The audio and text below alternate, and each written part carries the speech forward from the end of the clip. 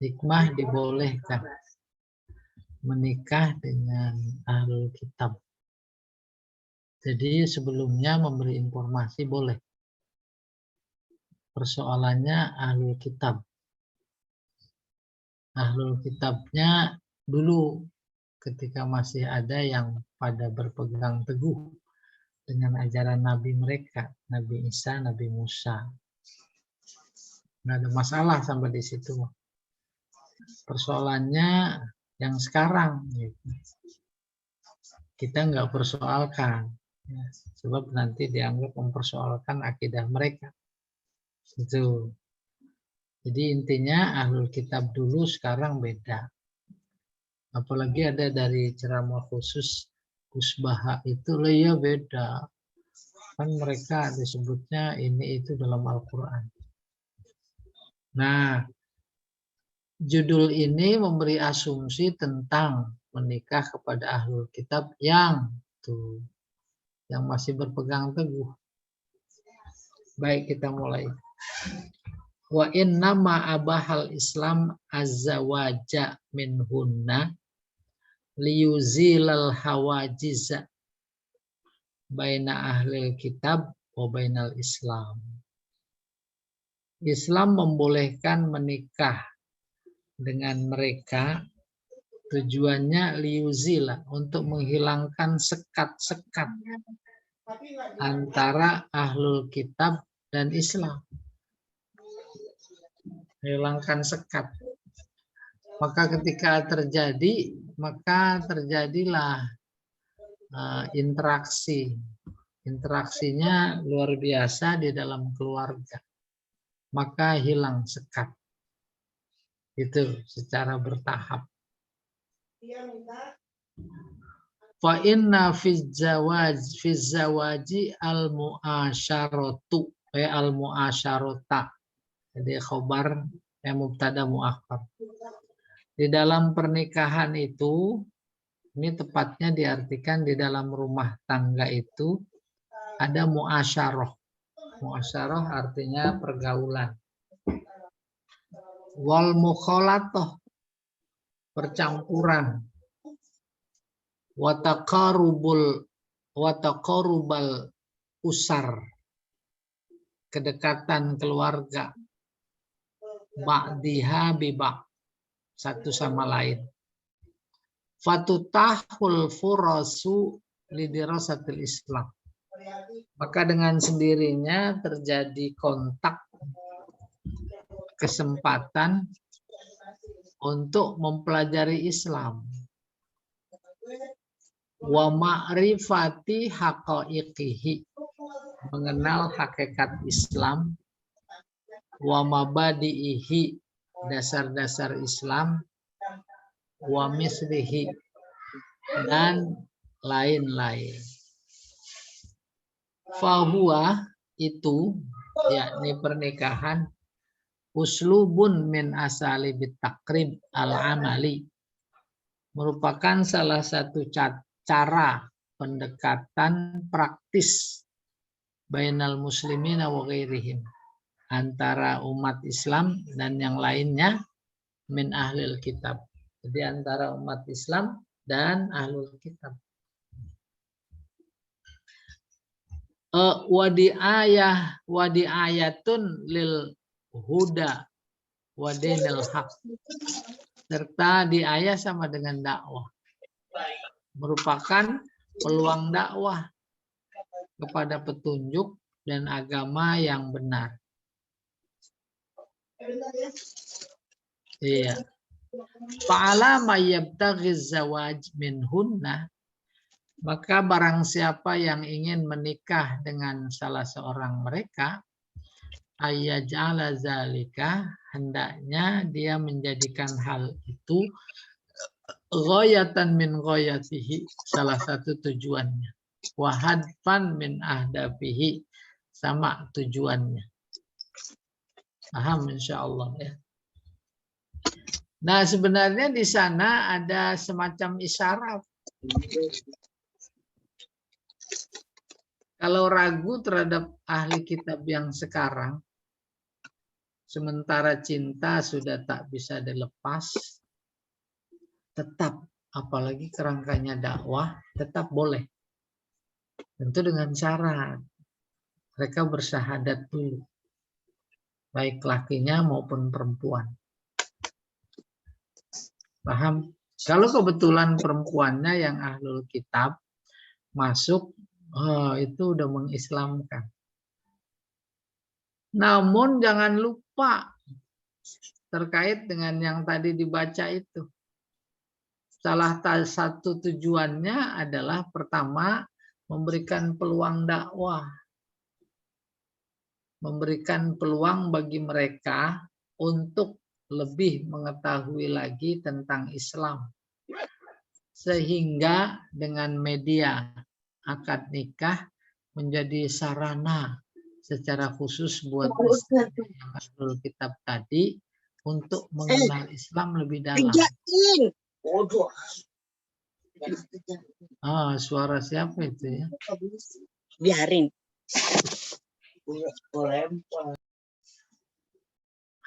Iya, untuk mengenal Islam lebih dalam. Di sini memberi isyarat pertama, muslimnya yang laki-laki bukan cuma tahu tujuannya, tetapi juga udah siap diri. Jangan sampai justru dia yang kebawa arus.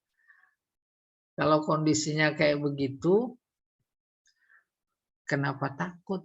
Gitu kurang lebih. Kenapa takut? Iya, selesai. Al-farqu bainal musyrikah wal kitabiyah.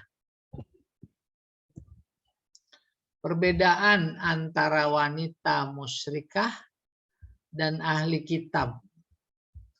Ini diambil dari Al-Manar, juz 2. Manar yaitu Muhammad Abduh tafsirnya. Apa itu kata dia? Fal musyrikah laisa lahadin yuharrimul khiyanah. Musyrik itu tidak punya ajaran agama yang mengharamkan khianat. Tuh musyrik. Enggak ada khianat dia. Boleh. Wa yujibu alaihal amanah. Enggak ada ajaran yang mewajibkan amanah. Wa ya'muruha bil khair. Enggak ada ajaran untuk menyuruh berbuat baik. Wa yanhaha anisyar.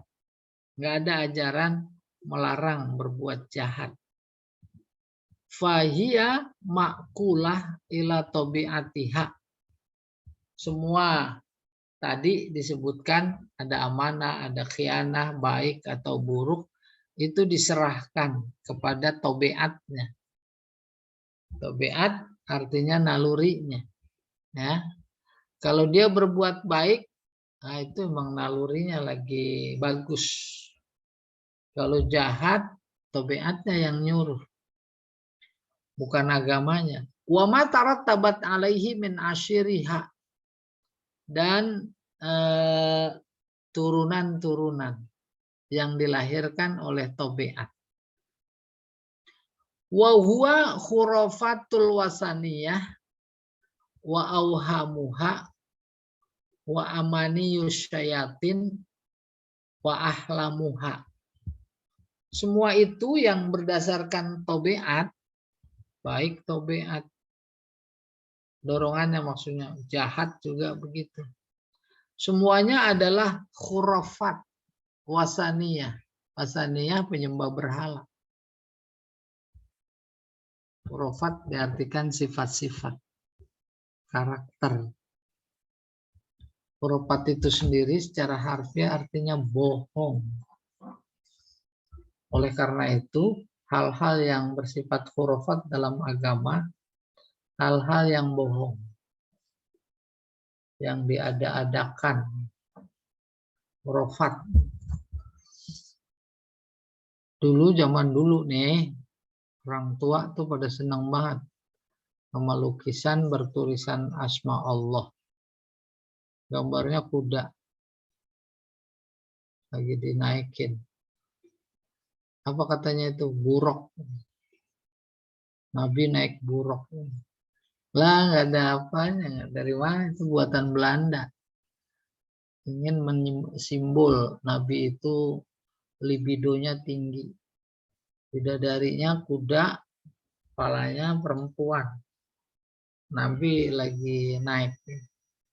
Itu namanya khurafat. Ya. Pernah saya belajar, bukan belajar, baca, terus lagi penelitian lagi. Buku Balaghah, ketemu kata khurafat. Rupanya khurafat itu pada mulanya nama orang. Nama bocah kecil, orang kan.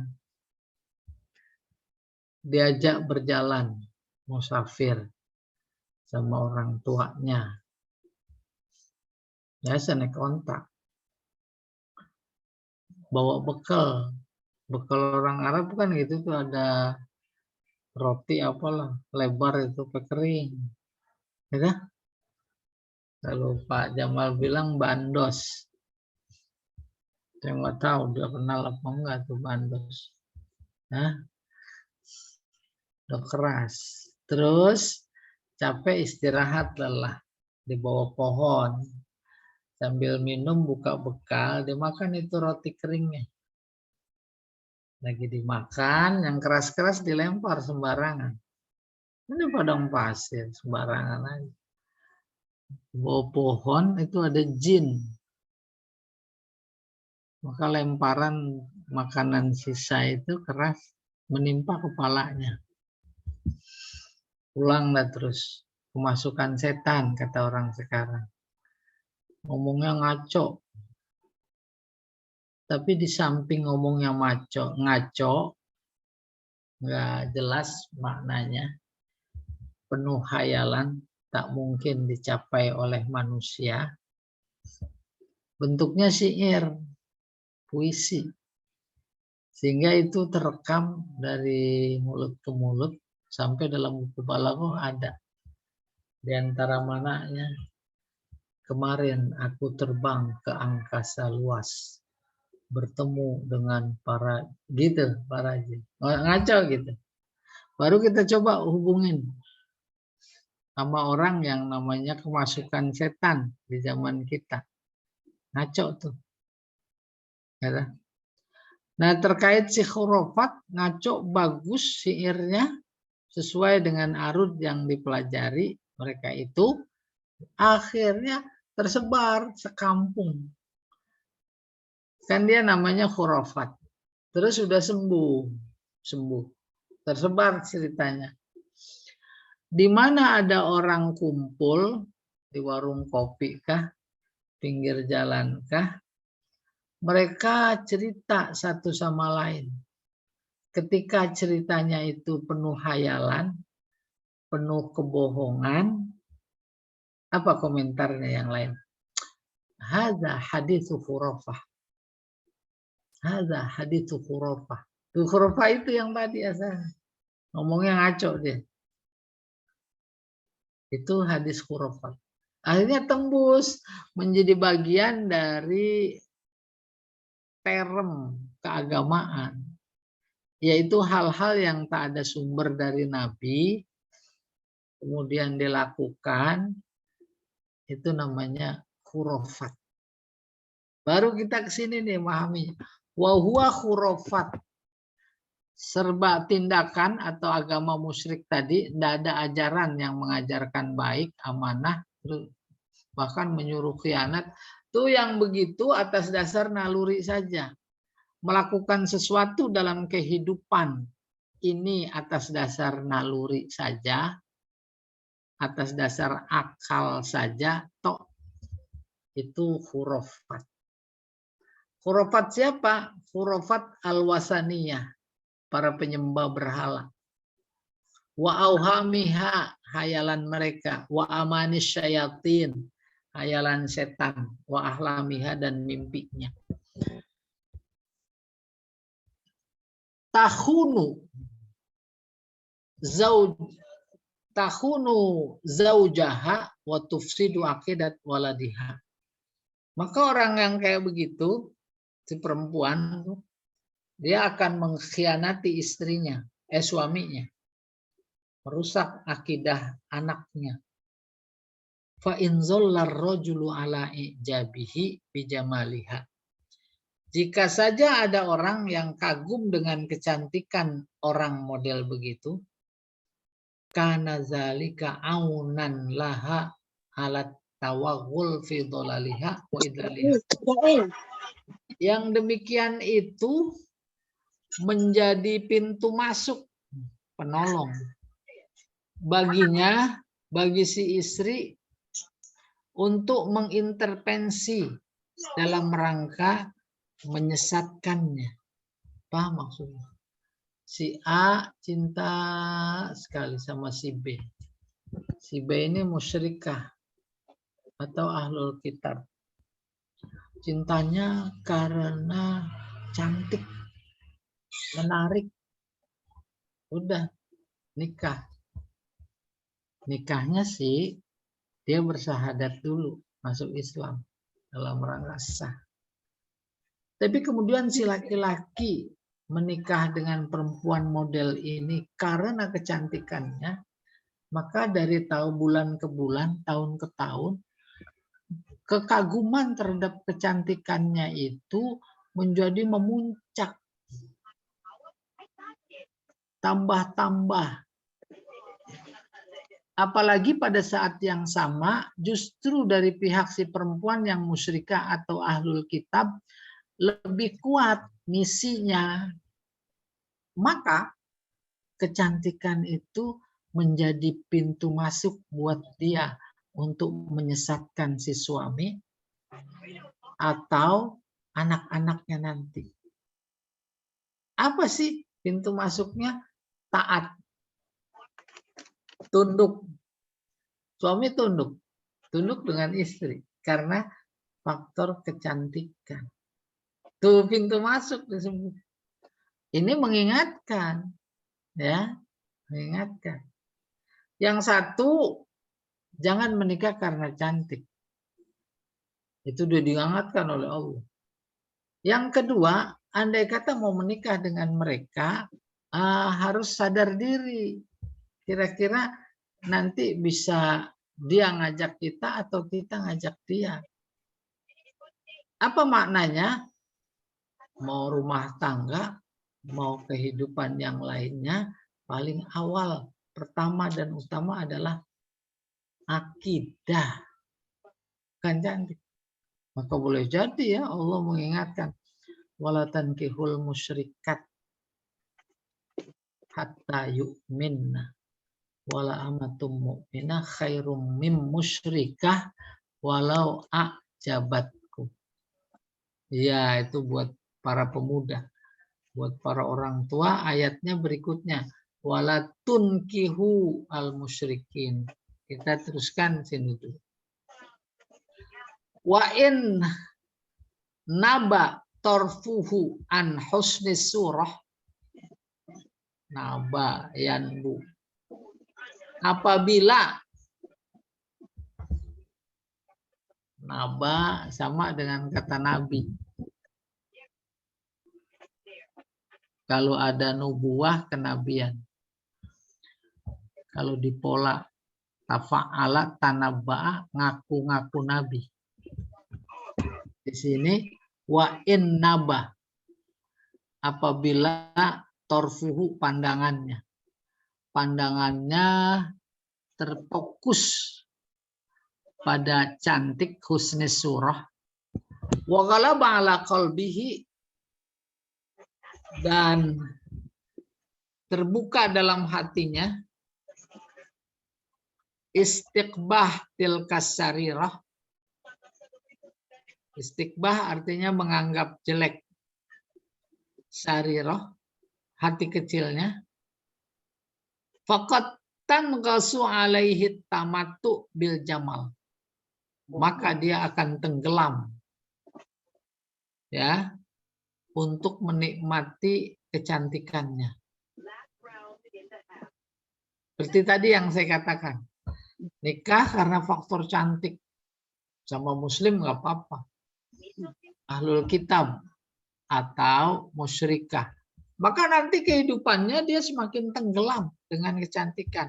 Ala huwa alaihi min su'il hal. Padahal akhlaknya belum tentu baik. Akhlak yang tidak baik saja itu tertutupi dengan kecantikannya. Ada apa enggak yang begitu? Ada banyak. Wa amal kitabiyah falaysa bainaha wa bainal mu'min kabir mubayyinah. Adapun antara mukmin muslim dengan ahli kitab itu enggak ada perbedaan yang berarti, yang menonjol. Kalau tadi itu musyrik. Fa innaha tu'minu billah wa ta'budu. Di ahli kitab yang asli. Sesungguhnya dia iman kepada Allah dan menyembahnya. Wa tu'minu bil anbiya, iman kepada kita para nabi. Wa bil hayat al ukhra, dan juga beriman dengan kehidupan yang lain, maksudnya akhirat. Wa ma fiha minal jaza, serta balasan yang ada. Wa tadinu biwujubi amalil khair, memiliki ajaran yang menyuruh untuk berbuat baik. Wa tahrimul bashar, wa tahrimus syarr, dan mengharamkan berbuat jahat. Wal farq al jauhari al azim bainahuma, perbedaan fundamental di antara keduanya adalah wal iman bi nubuwwati Muhammad sallallahu alaihi wasallam. Iman kepada Nabi Muhammad. Itu perbedaannya, yang lainnya sama. Tapi dengan perbedaan hanya tentang Nabi saja berarti melahirkan perbedaan yang lain. Yaitu enggak iman kepada Al-Qur'an yang dibawa. Nggak iman kepada Al-Quran, nggak iman kepada ajarannya yang ada dalam Al-Quran. Itu yang disebut sebagai perbedaan fundamental. Walladzi yu'minu bin nubuwwah al-'ammah la yamna'uhu minal iman bi nubuwwati khatamin nabiyyin. Adapun orang yang iman kepada nabi-nabi semuanya secara umum, itu sejatinya tidak menghalangi untuk iman kepada nabi akhir, yaitu Muhammad sallallahu alaihi wasallam, illa al-jahlu, kecuali kebodohan, ketidaktahuan, bima ja'a bihi, tentang apa yang dibawanya. Wa kaunuhu qad ja'a bimisli ma ja'a bihin nabiyun wa ziyadah iktadotha halaz zaman fi tarakihi wastidadihi la aksar mimma huwa fih. Oke, kita coba lihat mana dia. Wa kaunuhu qad jaa bimisli ma jaa bihin nabiyun. Adapun keadaan ahlul kitab telah memiliki apa yang dibawa oleh para nabi, wa ziyadah iktadotha halaz zaman fi tarakkihi, dan lebih dari itu, bukan hanya sekedar yang dibawa oleh nabi, iktadot haluz zaman fi tarakkihi, yang ditambah-tambahin oleh seiring perjalanan zaman, wastidadihi li aksar mimma huwa fih, bahkan jauh lebih banyak tambahannya ketimbang yang ada dari pokoknya. Awil mu'anadah, atau karena ingkar, wal mujahadah, sama ingkar fi zahir, secara terang-terangan, ma'al i'tiqad fil batin, padahal batinnya tidak, wa hadza qalil, dan itu sedikit, al kasir huwal awal. Begini ceritanya tadi, susunan bahasanya yang bikin repot, yaitu terkait ahlul kitab sekarang. Sekarang dimaksud bukan zaman kita saja, masih zaman Nabi pada waktu itu. Ada beberapa yang masih murni. Dari sekian murni, ada lagi beberapa yang sudah menambahkan dari ajarannya yang asli. Karena banyak faktor. Kalau secara umum, faktornya duniawi. Faktor duniawi juga dilatar belakangi oleh dengki. Dengkinya nggak suka sama Islam. Bahasa Al-Qur'annya bagian. Akhirnya lebih berpegang kepada tambahan-tambahan yang ada dalam kitab suci itu yang dipegang. Ketimbang yang asli yang masih murni. Maka menjelmalah sekarang menjadi apa namanya, saya juga nggak tahu itu, Bible ya, Injil, Bible perjanjian lama, ya. Kalau Injil perjanjian baru, lebih banyak tambahannya, tambahan ditambahkan oleh oknum atas dasar ada kepentingan. Tuh. Nah, akhirnya kemudian keberagamaan mereka itu menjadi semakin jauh terhadap ajaran dasar. Bukan cuma sekedar tidak iman kepada Nabi Muhammad, akan tetapi juga dia menentang, menganggap tidak benar, tidak diajarkan oleh kitab suci mereka untuk iman kepada Nabi Muhammad. Nah, kemudian dalam konteks bab kita sekarang, umpamanya yang seperti itu kita nikahnya. Nikah kepada perempuan yang seperti itu. Maka ini memberi peringatan, ingat, harus mawas diri, harus siap diri. Jangan-jangan seperti fenomena yang ada, darah dakwahnya lebih kuat di mereka ketimbang kita. Apalagi mereka punya pintu masuk yang kuat, cantik. Maka terkagum-kagum si muslim itu, laki-laki muslim itu dengan kecantikannya. Keterkaguman itu menjadi pintu masuk buat mereka. Belum lagi banyak faktor, faktor ekonomi. Terus sudah punya anak. Akhirnya udah pintu masuk mereka semakin lebar. Ya. Sementara si laki-laki yang muslim itu menjadi tidak berdaya. Nah, ini cerita tentang hikmah menjadi harus punya perhatian serius bagi kita gitu. Iya. Wa yushaku ayyuzhira lil mar'ah min mu'asyaratir rajul ahaqiyat dinihi wa husni syariatihi wal wukuf ala sirat man ja'a biha. Maka kemudian akhirnya kalau terjadi seperti itu diragukan. Bagi si laki-laki untuk melihat perempuan dari segi pergaulan, ahaqiyat dinihi, keberhakannya terhadap agamanya. Paham maksudnya? Agamanya dijadikan pegangan teguh dalam kehidupan apa enggak? Akhirnya bahasa kita sekarang mulai luntur, sedikit luntur. Udah luntur ya hilang warna Islamnya. Itu namanya, dan syariatnya juga. Wal wukuf ala sirat manja'ah. Apakah dia masih bertahan, berpegang teguh kepada sejarah orang yang membawa ajaran, yaitu Nabi.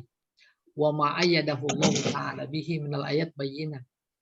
Juga terhadap ayat-ayat yang dijadikan sebagai penguat dan penjelas. Fayakmulu imanuha wa yasihu islamuha. Maka kemudian semua pegangan teguh bagi si suami itu betul-betulkah membuat si istri yang tadi bertekuk lutut, gitu kurang lebih. Dalam artian batiniah. Maka Islamnya menjadi lebih baik.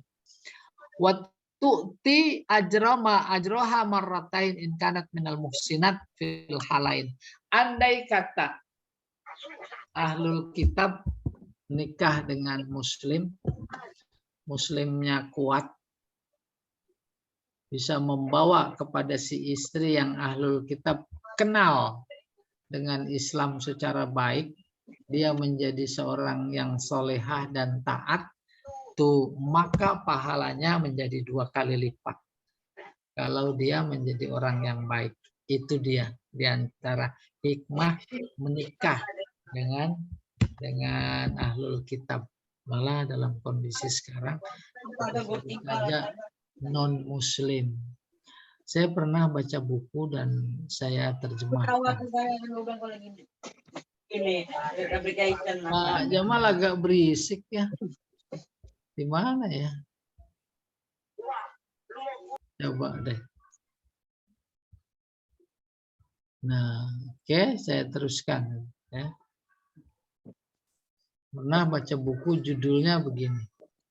Hukuku ahli zimmah fid daulah al-islamiyah. Abul A'la al-Maududi. Saya terjemahkan hak-hak minoritas non-muslim, tuh ahlu zimmah non-muslim dalam negara Islam. Jelas non-muslim bahasanya. Kita tak membahasakan lagi sebagai ahli kitab, Nasrani, Katolik, atau yang lainnya. Pokoknya non-muslim. Boleh nggak nikah? Boleh. Dengan catatan harus syahadat. Setelah syahadat, judul atau tema sekarang hikmah zawaj bihinna, mereka non muslim itu menjadi perlu diperhatikan. Ya, berikutnya. Apa ini? Zawajus sobiah ya. Ya. Sobiah disebut dalam Al-Qur'an Al-Baqarah ayat 62. Innalladzina amanu, itu umat Nabi Muhammad. Walladzina hadu, umat Nabi Musa. Wan nasoro, umat Nabi Isa. Wassobiin, sobiah, tuh sobiah, sobiin orangnya. Pertama tafsirnya penyembah bintang.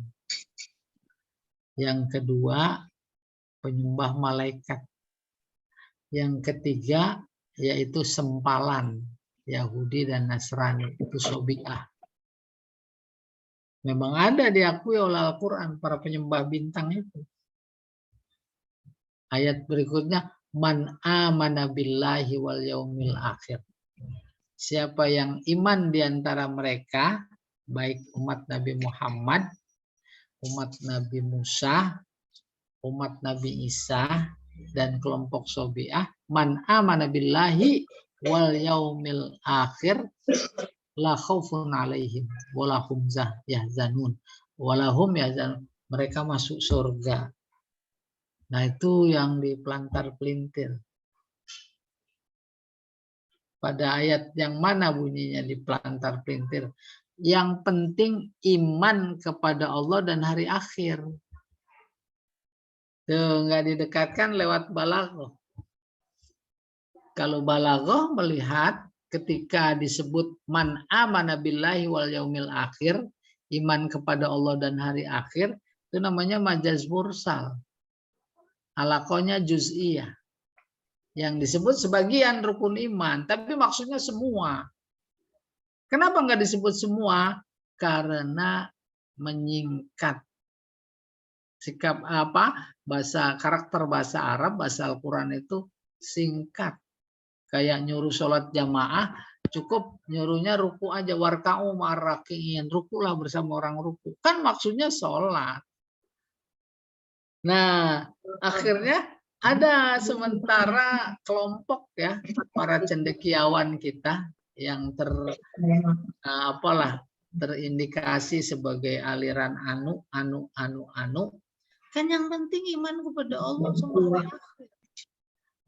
Melebar. Emangnya surga monopoli orang beriman saja. Gitu. Bukan itu yang tidak dibicarakan terkait dengan bab ini. Sobiin, sobiah. Gimana nikah dengan mereka? Kalau masih ada umpamanya. As-sabiun hum qaumun bainal majus wal yahud wan nasara. Sobiah adalah kelompok yang hidup di kalangan orang Majusi penyembah api di Iran sana, Persia, Yahudi pengikut Nabi Musa, Nasoro pengikut Nabi Isa. Jadi di kalangan mereka ada tuh namanya kelompok Sobiah. Di Yahudi juga ada Sobiah. Di Nasoro juga ada Sobiah. Walaisa lahum din. Ini menurut Said Sabiq. Mereka nggak punya agama. Qala Mujahid, qila hum firqah min ahlil kitab yaqra'una az-zabur. Kalau Imam Mujahid bilang Sobiah adalah kelompok ahlul kitab. Tuh, ahlul kitab Yahudi Nasrani. Mereka juga membaca kitab Zabur. Wa anil Hasan annahum qaumun ya'budunal malaikah, yang tadi saya sebutkan. Menurut Imam Hasan, Sobiah adalah orang yang menyembah malaikat. Waqala Abdurrahman bin Zaid. Abdurrahman bin Zaid berpendapat hum ahluddin minal adyan. Mereka adalah salah satu pemeluk agama. Kanu bijaziratil Musul. Mosul ya bahasa Latinnya. Yaitu penduduk Pulau Mosul yaquluna. Mereka juga berkata la ilaha illallah, tidak ada Tuhan kecuali Allah. Walaisa lahum amal, tak ada ibadah amal. Wala kitab, nggak punya kitab. Wala nabi, nggak punya nabi.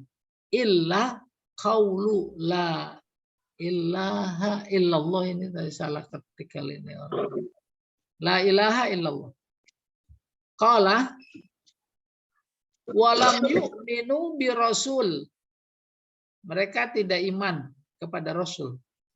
Famin ajli zalika kanal musyrikun yaqulu li ashabin Nabi sallallahu alaihi wasallam.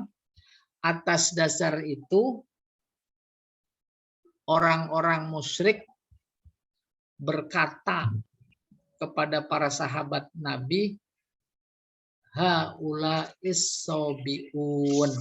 Mereka adalah sobiun. Yusabbihunahum bihim fi qauli la ilaha illallah.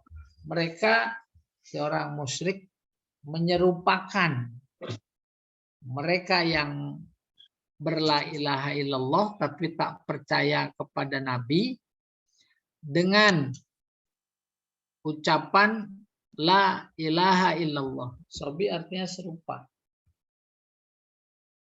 Saya sebentar ya lihat soba ini secara harfiah. As-sobi, bentar ya.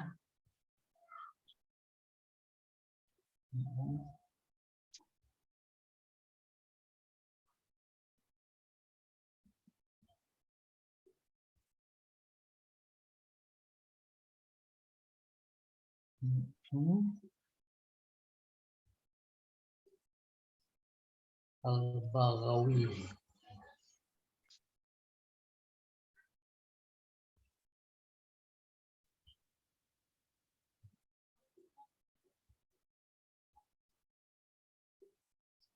Iya.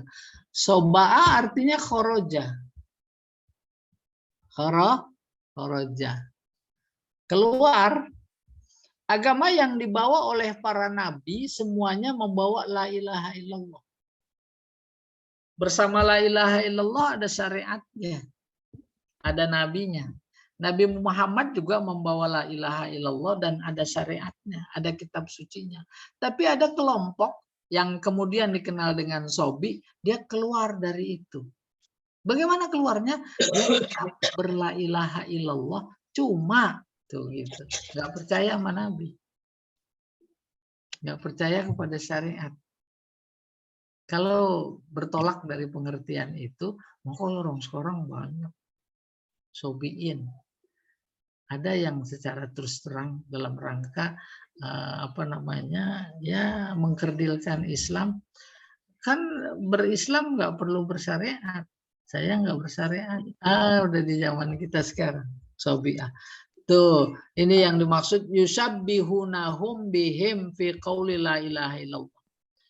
Orang musyrik bilang bahwa umat Nabi Muhammad, khususnya para sahabat pada waktu itu, ya, itu menyerupai mereka dalam hal la ilaha illallah. Terbayang. Ada mukmin, para sahabat. Ada musyrik. Musyrik bilang kepada mukmin, dia mirip Sobiah. Kenapa emang? Itu Sobiah juga la ilaha illallah. Gitu kan.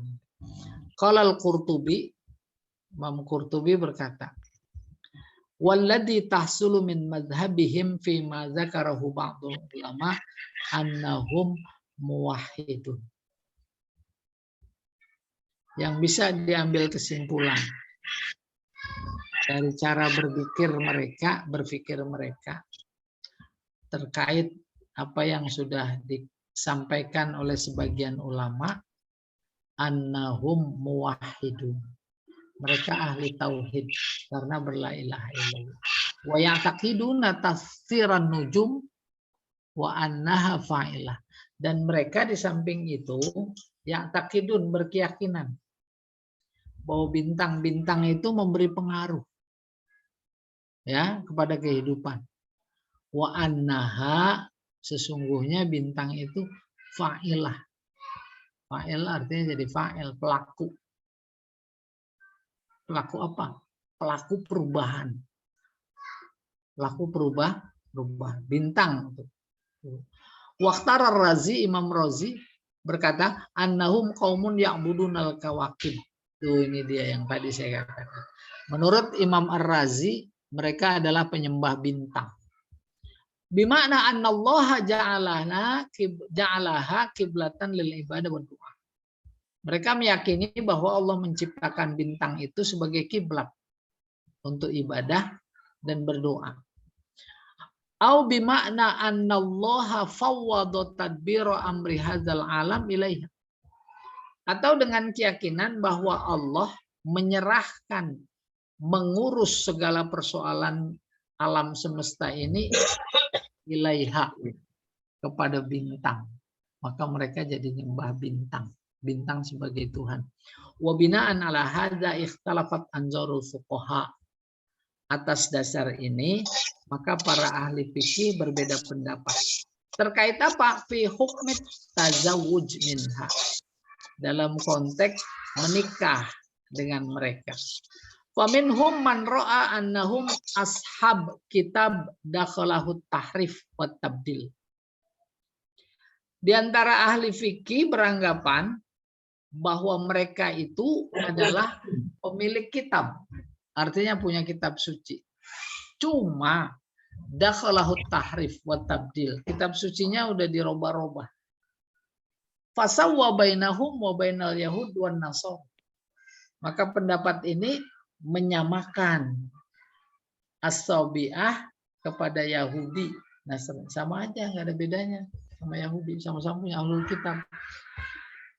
Wa annahum wa annahum bimuqtadu haza yasihhu zawaj. Maka atas dasar ini maka boleh menikah dengannya. Liqaulillahi azza wa jalla, atas firman Allah Ta'ala berikutnya.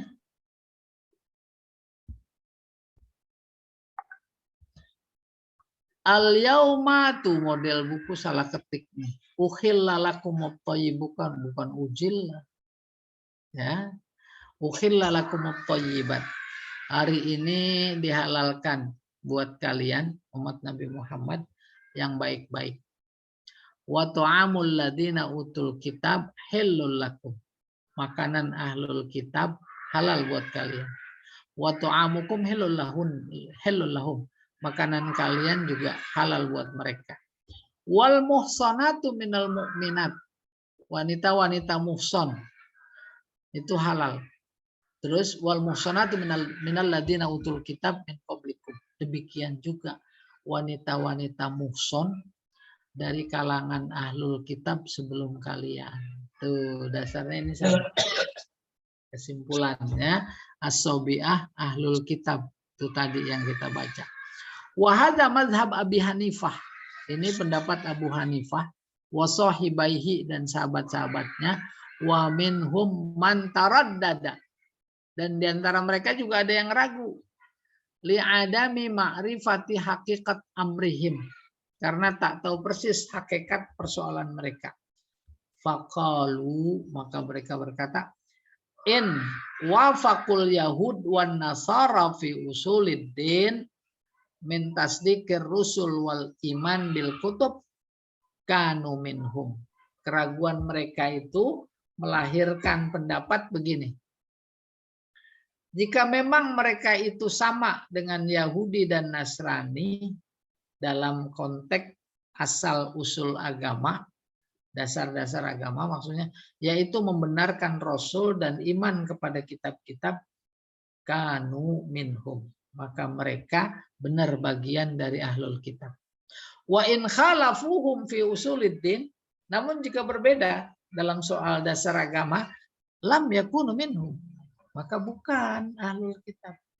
Wa kana hukmuhum hukmu ubadil ausa. Kalau bukan ahlul kitab, maka hukumnya yaitu hukum para penyembah berhala. Wa hadza huwal marwi an Syafi'iyah wal Hanabilah. Itulah dia yang diriwayatkan dari Syafi'iyah dan Hanabilah.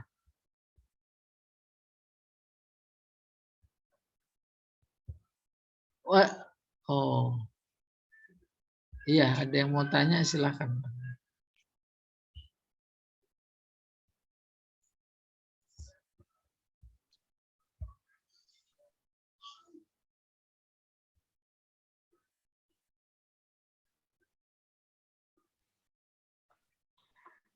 Ustadz, maaf nih Ustadz. Mungkin karena keterbatasan ilmu saya juga. Jadi mohon. Suaranya diperbesar, Bu. Digedein ya. Ini udah kedengeran? Ya, udah.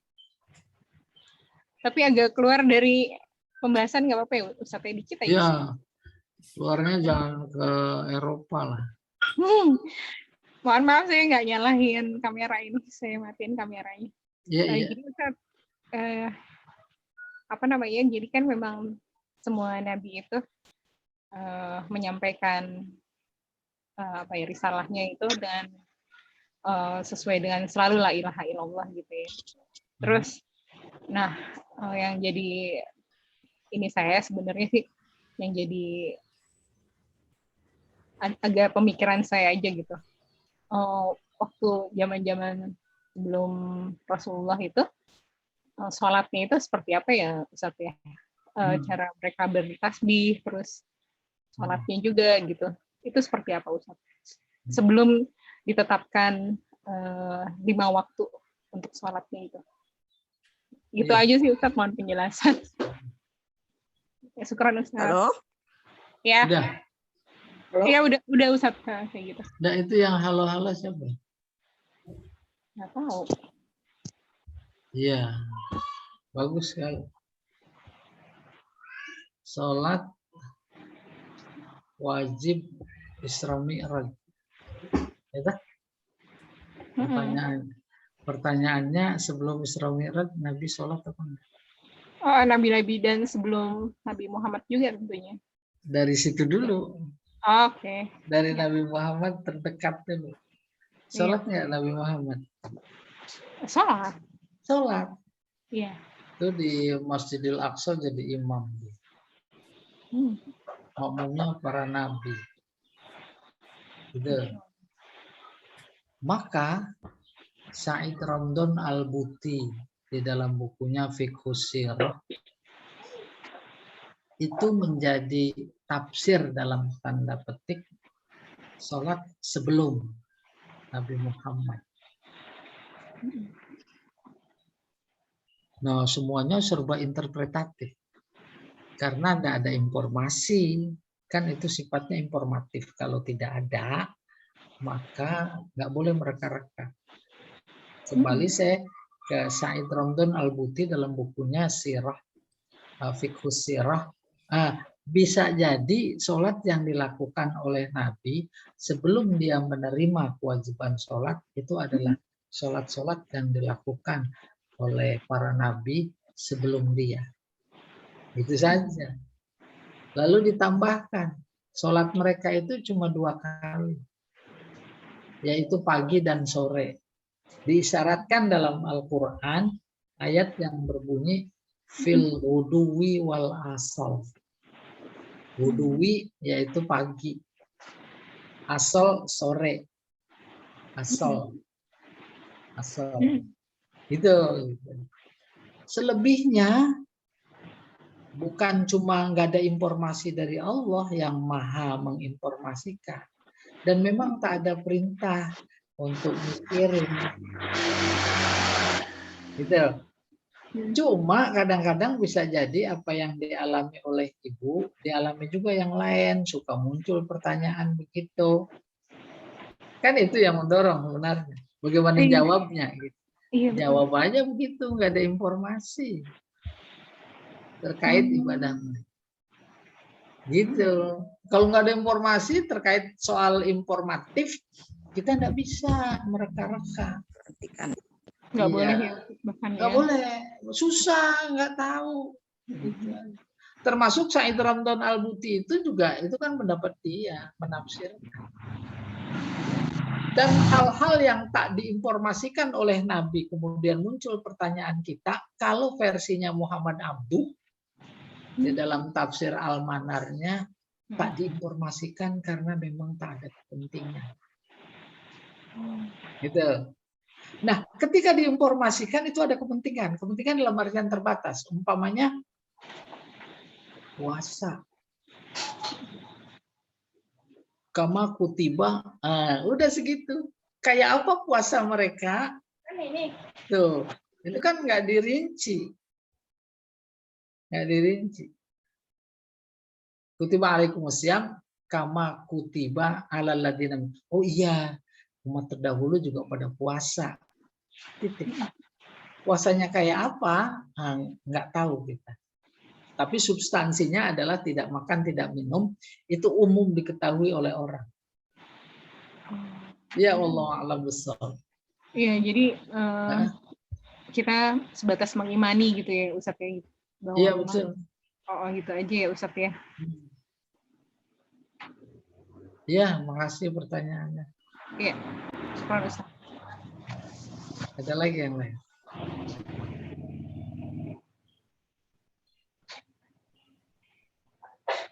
Baik. Nampaknya tidak ada lagi nih Ustaz yang bertanya. Ada kali. Tuh, Pak Budi ada tuh Pak Budi. Jadi sebenarnya sobiun itu Belum ada pertanyaan Pak Ustadz. ya sobiun itu berarti seperti apa namanya orang Yahudi ya dan Nasoro. Iya, tadi kesimpulannya 2. Ada yang mengafiliasikan ke ahlul kitab, ada yang tidak. Gitu. Lalu konteks tema kita menikah, ya tinggal sikap masing-masing gitu. Intinya jangan sampai keseret gitu maksudnya. Ya. Mendingan cari yang lain daripada yang keseret-seret.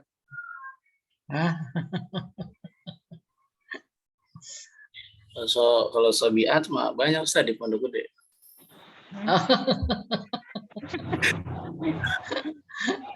Itu mah empok sobiah. Oh iya, bisa aja. Jamal memang dia mau coba. dia mau punya daftarnya Bu, dia mau. Jadinya Iya, kita udah berusaha jangan coba-coba mendekat gitu lah. Tapi mereka menggoda gitu kan. Godaannya mana tahan juga gitu Ustaz kan. Siapa nah, yang kalau tahan yang godaannya gitu. gampang Bu, yang gitu-gitu kasih para ustadz. Oh. Aman. Pak. Ada Ustadz Budi, ada Ustadz Ada Ustadz Jamal, ada Ustadz Satibi gitu kan ya. ada Ustadz Danu. Gitu. Ya, silakan Pak. Baik Bapak dan Ibu jamaah kajian fikih Ahad yang dirahmati oleh Allah Subhanahu wa taala. Demikianlah kajian kita pada pagi menjelang siang ini. Semoga bertambah wawasan dan keilmuan kita. Dan adapun prakteknya atau amalnya itu tergantung dari masing-masing. Baik, kita cukupkan dulu dengan baca tawaratul majlis. Subhanakallahumma wa bihamdika. Assalamualaikum warahmatullahi wabarakatuh. Waalaikumsalam warahmatullahi wabarakatuh. Terima kasih Pak Ustadz. Ya, sama-sama semuanya. Ustadz, iya. Saya ampun.